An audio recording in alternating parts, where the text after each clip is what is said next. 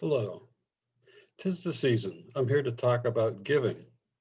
Here we are at the season of Thanksgiving and Christmas, the giving season. Also, it is the time for Canvas when we talk about giving to our church community. And in saying what I want to say, I'm going to start off with a little Christmas story. Now, I'm going to have to borrow a little bit of your imagination, but not too much, I would think.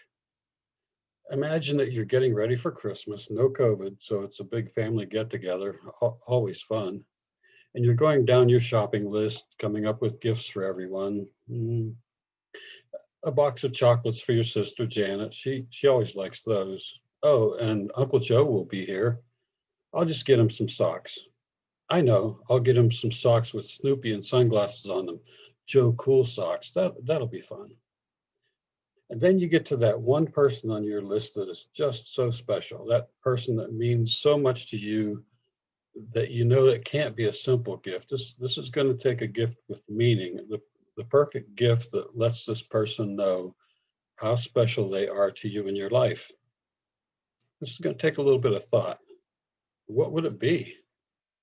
Should you order it online? And if so, how are you going to make sure it's going to get here in time? And once you've gotten all of that worked out, what paper and ribbon and what would you need to do to make this gift extra special? This gift really has to rock. You've been there, haven't you? Okay, now we're going to fast forward to Christmas Day. Dinner is done. Everyone's sitting around in a circle, relaxing and laughing, listening to music, and it's time to open presents. We go around the room. Everybody's taking their turn. Sister Janet opens her chocolates and says, "Ah, just what I wanted." And you give her a little nod. And Uncle Joe opens up his socks and says, "Oh, cool." And everyone laughs. And then everyone laughs again when they realize that Uncle Joe doesn't get the joke about Joe Cool socks. And now it's time for that special someone to open their present. And you can feel your bloodstream fill with adrenaline. Is it gonna be what they wanted?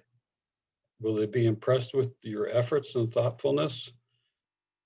And then they open the present and they're blown away. And everyone says, ooh, and ah. And you feel the endorphins flooding your bloodstream, filling you with pride and gratitude that you were able to pull this off. You tuck your thumbs under your cheesy fake Santa suspenders and sit back with a smile, bathed in the glory of giving. Now compare with how that feels to how you felt when Janet opened those chocolates.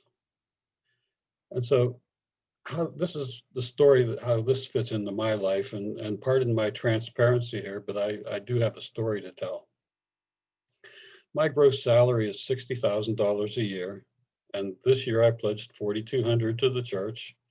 I've been putting $100 a month into the collection plate, and I tossed 100 or $900 into the hat for Close the Gap, which puts my church giving at around 10.5% of my gross income. That was my goal, to tithe, and this year I have. Now, I didn't get here just by snapping my fingers and just making it happen. It took time, incrementally increasing my pledge over the past several years. And it took some adjustments in my spending otherwise. But with thought and planning, here I am at my goal. And now I know what Susan Gray, head of the UUA, means when she says, give until it feels good.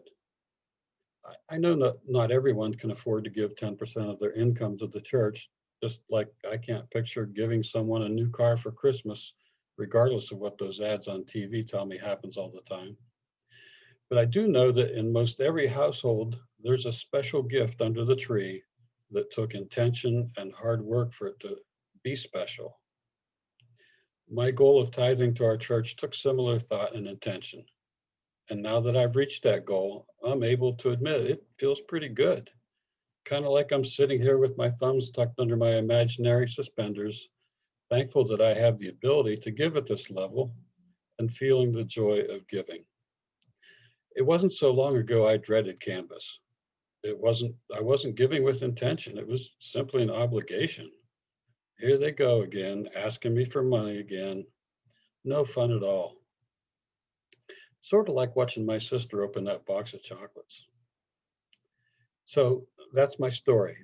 I hope that you all have a very happy holiday season.